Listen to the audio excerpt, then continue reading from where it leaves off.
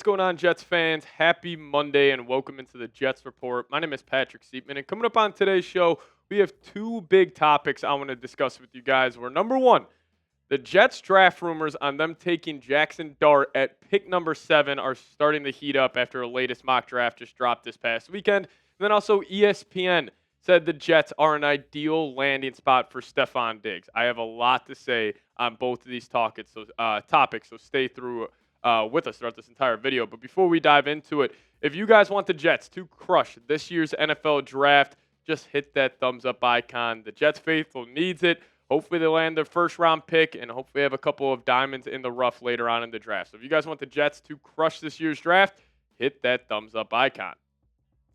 So it was NFL Draft Analyst Chad Reuter who dropped his latest mock draft this weekend, and he had a bombshell pick for the New York Jets, that being Jaxson Dart. We'll share with you guys that here in a second. But this is how his mock draft started. And, number one pick, Cam Ward, I think that is pretty much locked in to be the selection as it stands right now. And then the Browns are in an interesting spot.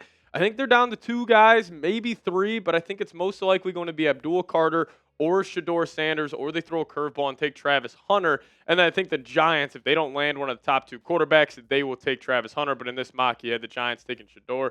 And then the Patriots got Travis Hunter. Jags go Mason Graham. Raiders go Ashton, Jeanty, which I still think is a little unlikely for what Las Vegas is going to do. But then that leaves the New York Jets, round 1, pick number 7, and they had them taking Ole Miss quarterback Jaxson Dart. Now, I will say this right away. I think this would be a terrible idea. I am completely against this, even just thought process of the Jets wasting a premium draft pick. And yes, this draft is not as deep and, maybe as talented in picks 15 through 45 as it was in past years.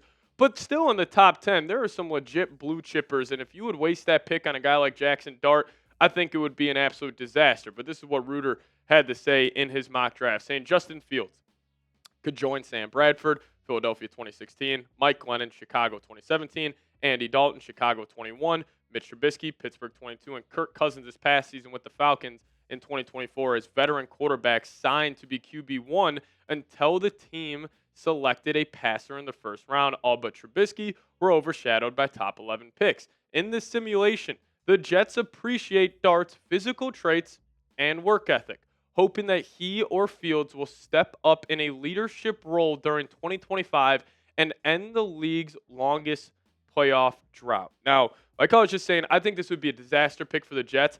And also, I think it just has a 0% chance of happening. And, this is off very limited intel from hearing guys like Aaron Glenn, Darren Moogie talk about where they want to take this Jets team.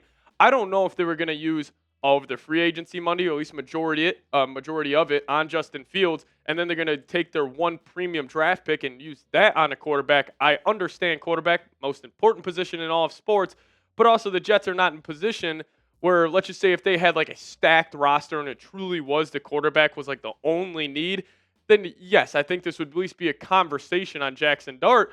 But with where the Jets are right now, still massive needs at some premium positions on this roster, I think it would be a disaster to take this kid out of Ole Miss. And, it's not even me trying to dunk on the guy, because I think there is a chance he could be a good, solid starter in the National Football League. And I do like the improvement we have seen every single year, specifically in the completion percentage category, up to 69.3 this past season. I will say Lane Kiffin, Ole Miss, they run a very gimmicky offense where the reads he was making this past year at Ole Miss are not even close to the reads he's going to have to make at the next level. But, Dart, even against pressure, solid compared to the other 2 guys ahead of him.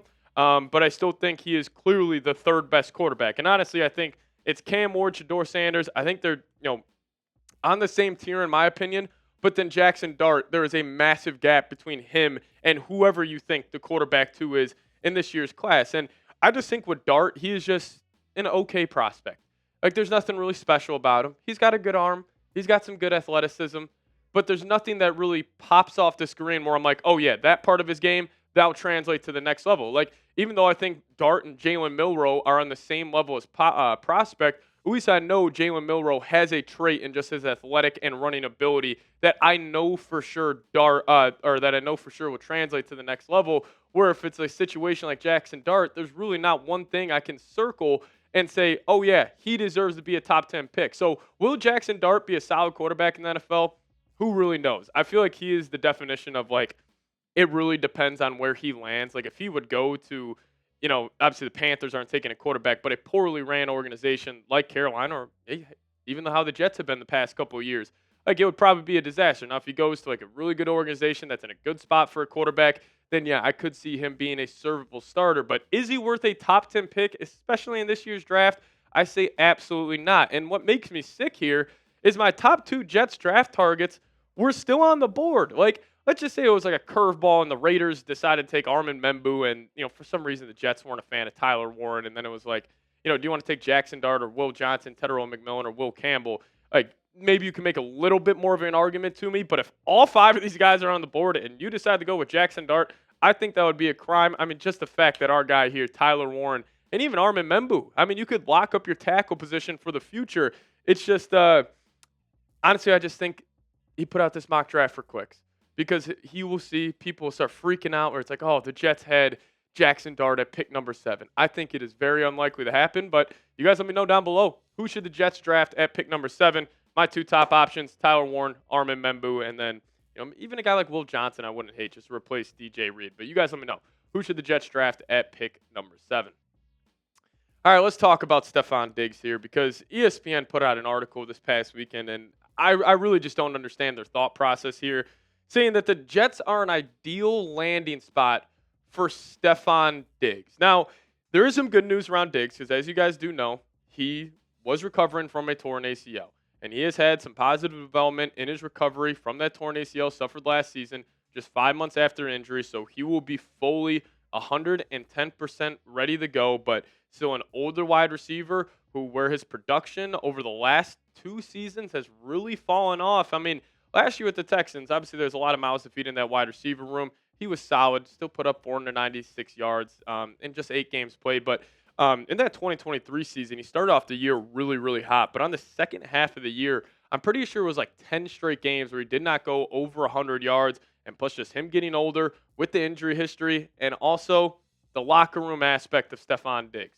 You cannot underestimate this or you cannot under talk about who he is in that locker room because, it's kind of like that. If you guys ever heard the How I Met Your Mother show where it was like the hot crazy scale. Like I kind of think of that the same way with some of these like diva-ish receivers where it's like, yeah, if you are a tremendous wide receiver like Jamar Chase, but you got a little diva in them, who the hell cares? But if you're kind of falling off a cliff like Stefon Diggs is, but you're still kind of a diva that demands the football, like is it kind of worth the risk of bringing him in here, especially when you got Justin Fields, still a young quarterback, and Fields is going to be throwing the ball to Garrett Wilson a whole lot. Like, you don't want Stefon Diggs in his ear being like, yo, dude, I'm open on this play. I'm open on this play. Like, you just want Fields going through his process. But I think Diggs would throw a wrench in that whole thing. And listen, I get it. The Jets still have a need to find that second wide receiver across from Garrett Wilson.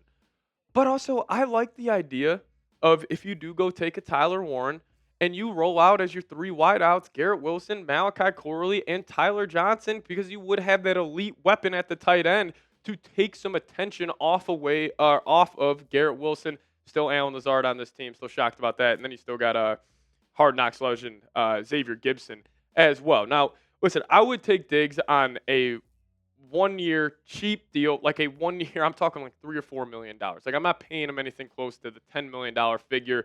And if it was a 1 year, $3-4 million deal, like the reason I would be in on it and is just because if it does go to a disaster and he starts causing a ton of drama, like you could cut him midseason and be like, hey, we tried this. Let's just move off. You wouldn't really be, too strapped financially if you do make that decision. But, if the Jets don't have a plan to take a wide receiver high in the draft, like I can see the argument you can make for Stefon Diggs. But one, Diggs is not going to sign a 1 year cheap deal. He's probably going to want like a 2 for 15, a 2 for 18. And especially like Diggs' side of this whole thing. Why would Diggs want to come play with the New York Jets? Tail half of his career, he's clearly chasing a Super Bowl is why, he was so high on going to the Houston Texans when he was traded there. He was saying, yeah, I'm going to go compete for a Super Bowl. I just don't really think he wants to be part of a rebuild at the true tail half of his career. But what say you? Would you sign Stefon Diggs? Give me an S for sign or a P for pass. And also, you guys can hit me up on Twitter. @PatSeeps is the handle. Tweeting about the NFL all offseason long. So give me a follow over there. See you guys next time. As always, go Jets.